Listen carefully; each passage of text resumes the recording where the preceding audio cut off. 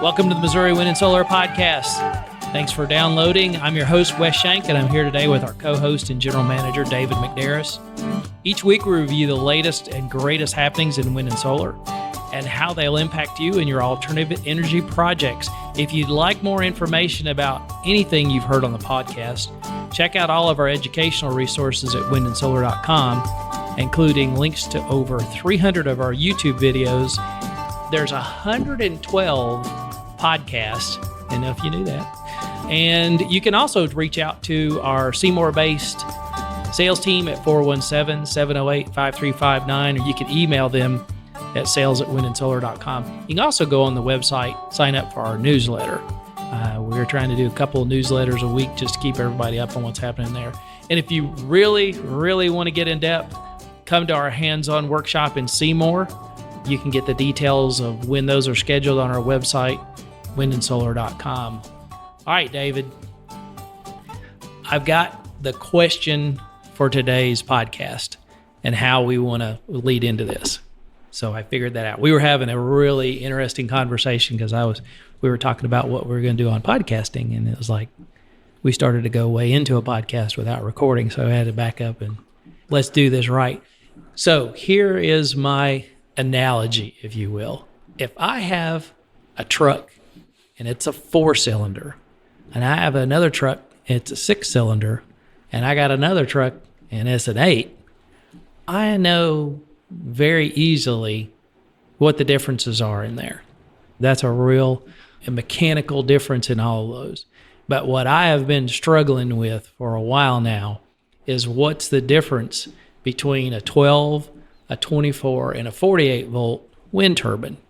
Because if you go in and look at it, almost all the components are incredibly similar. If you go look at a 4-cylinder versus a 6 or 8, you can see there's obviously a tangible difference. But if you look at a 12, 24, and 48 volt wind turbine, there's not. And so I think I got into this a little bit I think Crystal was helping me with it, and you've helped me with it. But let's talk about what that really means in wind turbines. And if I understand it, it doesn't mean as much as you think it means. Yeah. Okay. Yep. I somewhat agree with that. But yeah. All right. Because ultimately, if you have 12 volt, 24 volt, or 48 volt batteries, that is very specific, correct? Correct. But if you have a 12, 24, or 48 volt wind turbine, it can produce whatever voltage that it needs to produce, correct? Correct. Okay. That was this thing that I think I was talking with last and trying to understand. You could, I don't think we recommend this. We would not recommend this. You could actually set your controller to say that a 12 volt wind turbine is a 48 volt wind turbine. Yes. Yeah. So we'll go a little deeper into that. So let's talk about that. So what is the basis? If we, one of the big things we did in one of our recent podcasts, we were talking about, it's not about the amperage. Right. And that's a big thing that comes up over and over and over and over again is people are like, they're only putting out 2 amps. Okay, it doesn't matter. What's it, amps and volts. That's your wattage. That's what you're interested in. Right. So saying that a wind turbine, first off, a wind turbine very rarely puts off just 12 volts, correct? Correct. Because what you're usually looking at, what would be a voltage that you would expect to see here at my place if I was running a 12 volt wind turbine? A 12 volt wind turbine on a 48 volt battery bank is going to achieve over 12 volts very quickly. But we're talking significantly over, right? We're talking like... Yes. It takes a little bit more over the 12 volt.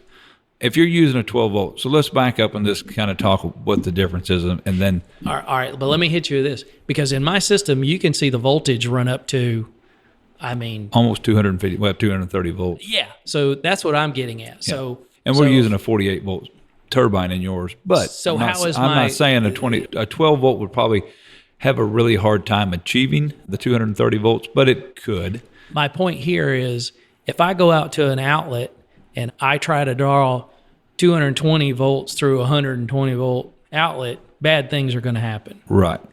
But here, it's not the same thing. Not the same thing. A 12-volt wind turbine kicking out, like you said, 100 volts. 150, 200 volts. Yeah, not a deal. So what is that about? So first thing off, what makes the difference in our wind turbines from 12, 24, and 48 is the stator itself.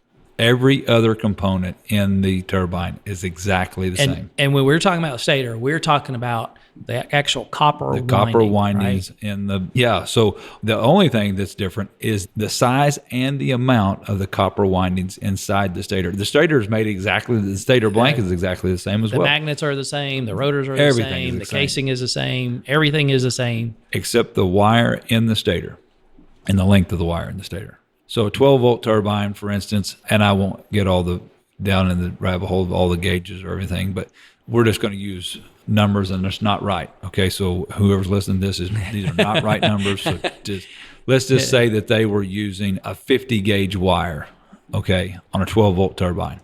So a 50-gauge wire, it's going to have a diameter to it that is applicable to a 12-volt or to a 50-gauge wire.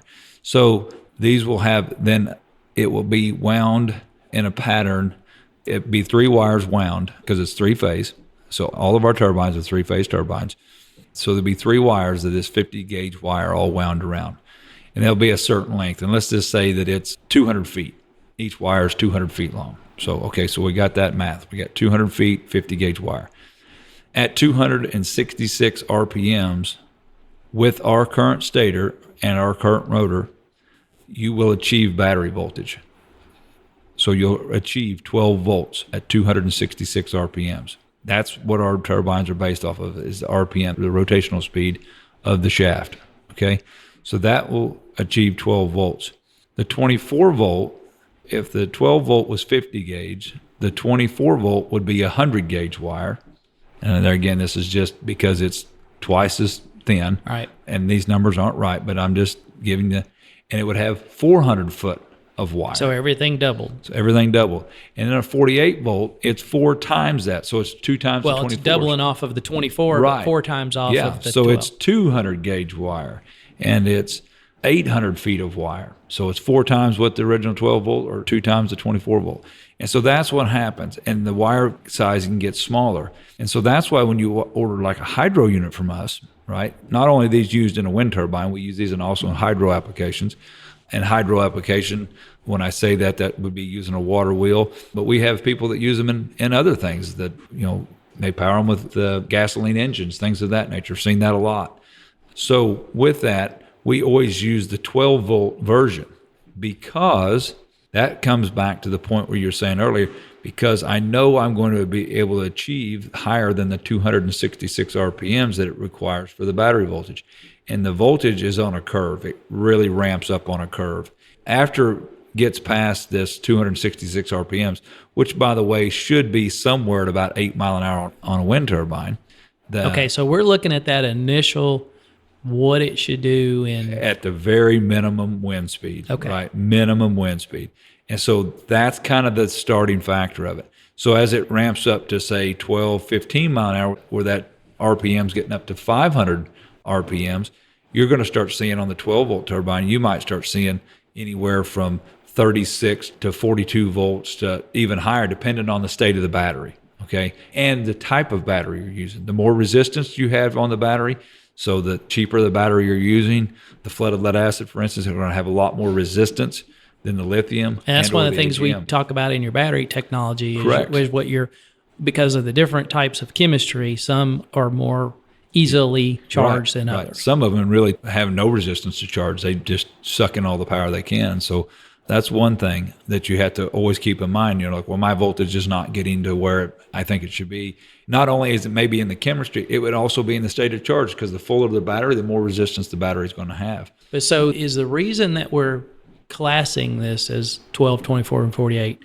are we matching the battery bank? We're trying to match the battery bank. And that was really always because of the type of charge controller. And I was going to say, so is that because you go into the charge controller Correct. And you say, this is a 48-volt battery, right. And so it's doing the math to decide what the voltage and the amperage should be coming into on a nice controller, it would be. On our MPPT style controllers, it would be.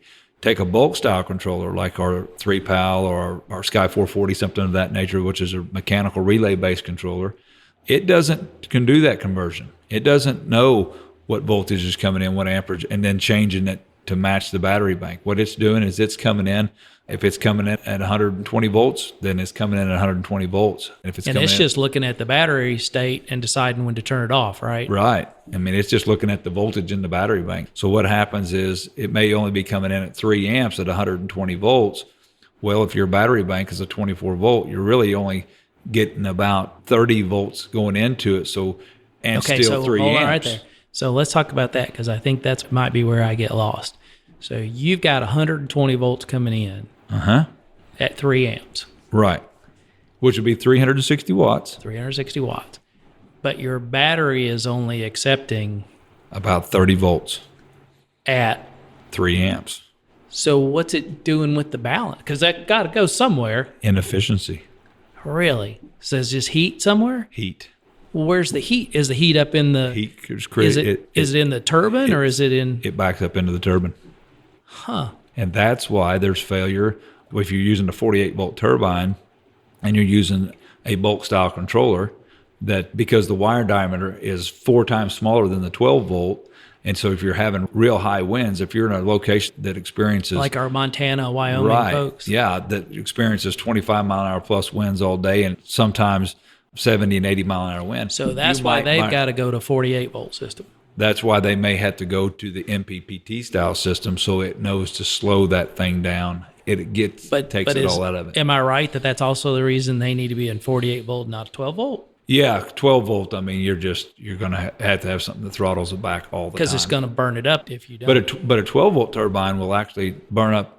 The stator will have less a chance of failure because of the 4 times larger diameter of wire, so you don't actually have the heat. Because in our stators, there's more in there that can't just fuse. Right, yeah. So in our stators, you had 3 wires. It's all 3 phase again, so it's got 3 separate wires. All these are coated in a. I know they got. They got this coating on them that keeps them from basically shorting out each other. against you. So what happens is if you create too much heat in that stator, that starts to melt. That actual coating, not the wire itself, and then they actually cross short each other. And when they cross short each other, if the wind is still strong enough, it just literally burns the thing up. I mean, game over, and it's no good anymore. But so that's where the inefficiency comes in. That's where the bulk style controller versus the MPPT style controller. You're backing that heat up in the actual stator. Correct. And that's where the failure occurs. That's because you've got. So I know it's probably a huge overstatement. So is it then ideally saying, okay, low wind areas, you can do 12 volt? You can do 12, 24, or 48 in any wind type that you want as far as low wind. That's fine. You need to match your battery bank. If you're going to be in a very high wind situation, you could back off to a voltage below that. So if you're going to be in 48 volt, you may want to back off to a 24 volt turbine or a 12 volt turbine if you're in really high wind zones, because it's going to be able to achieve that voltage just because of the rotational speed on that curve. It will actually still be able to charge that higher voltage battery bank. So you're not getting the heat backed up in there. Right. But does your efficiency not? What it is if your wind ever backs off, you might not be charging. Okay. So that's where you see your wind turbine spinning and you're not creating any correct. power. Okay. Correct. Yeah. That's why on hydro units, and I call them hydro, but because that's the number one thing they're used for, on hydro units, you're going to be able to limit and know exactly what your RPMs is going to be. You're going to design your wheel system and your gearing system. It's consistent. To get it consistent, where it's all the time going to be turning maybe at 800 RPMs. And so you're always going to be in that voltage range, so you can kind of play around with that until you get the optimal charging. And you could even do that with a bulk style controller. But back to that bulk style controller, if I was only getting 30 volts at 3 amps, I'm getting 90 watts. And remember, I said earlier 360 watts, so I'm getting a fourth of the efficiency. That's really tough. Yeah. So that's just what's happening in wind turbines. But you can go with incredibly cheap batteries in that too, right? Yeah. Oh, yeah. Yeah. I mean, that's your lead acid. That's your lead acid. That's your AGMs. So, yeah. So if you're charging, that's what you're doing. Now, if you're going to be charging lithiums, you'll have to use the MPPT style control. So is it then, am I right in saying that your MPPT doesn't really care. Correct. But you got to have the right wind curve for that. Correct. Wind curve. To make it, I mean, you got to work. But it really doesn't care that, I guess it's saying it doesn't see that wind turbine as that voltage. It doesn't have a clue what voltage it is. All it knows is when the wind turbine starts spooling up, how many volts are coming down the line. There again, if you're in a very low wind situation, and I say low wind, I mean, if you're going to be, your average wind speed is anywhere from 10 to 15 mile an hour, you still need to be in that voltage range of the battery bank that you're wanting. And so the MPPT is looking at that, and Correct. It's saying, I don't care what voltage is coming in, but I'm going to regulate how much that I'm going to take in. Right. And if I don't take it in, then it's going back out up into the, now on an MPPT, is it sending it back up and heating up the wind turbine, or is it dumping? It can dump. So let's say that the wind turbine, let's say the battery bank is 48 volt and your wind turbine is producing super wind. So, you've got a 40 mile an hour wind coming through, 40, 45 mile an hour winds coming through that day, sustained or even gusting. And you're using a 48 volt turbine. At that point, what happens is on our classic VRD board, what it would see is say, okay, at 230 volts, we tell it that's it. That's the maximum voltage. And so what it starts doing is that enacting the VRD. It starts putting load on through the VRD box, and that VRD then will actually take that heat that would be backing up in the turbine, and it burns it out down on the lower. So it's instead of screwing up your wind turbine, Right. It's just going to burn off in those resistors. It's just going to burn off the resistors, which are made to have things burned off in them, and so that's what they do. They won't fail. And so then when that wind speed comes back down, back into the 35 mile an hour range, it's just sitting there. Now, if your battery bank is still needing energy and it's still, and your MPPT is still in bulk stage, I mean, you might be seeing amperage of, on a 48 volt turbine, you might be seeing 20, 25 amps coming in at, somewhere in the range of, 150 volts. So, I mean, you may be producing a ton of energy at that point. So, okay. All right. Excellent. I mean, that really helps. What have I not asked you on this? Because this is...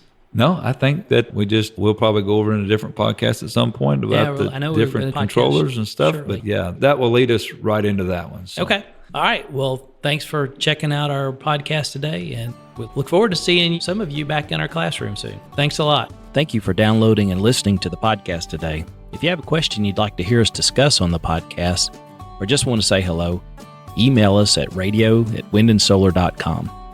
As always, check out our store at windandsolar.com and buy some stuff. Your financial support underwrites our educational outreach, like the podcast, YouTube channel, and local STEM collaboration. It also keeps Lucy and her doggy chicken treats. Thanks again for listening.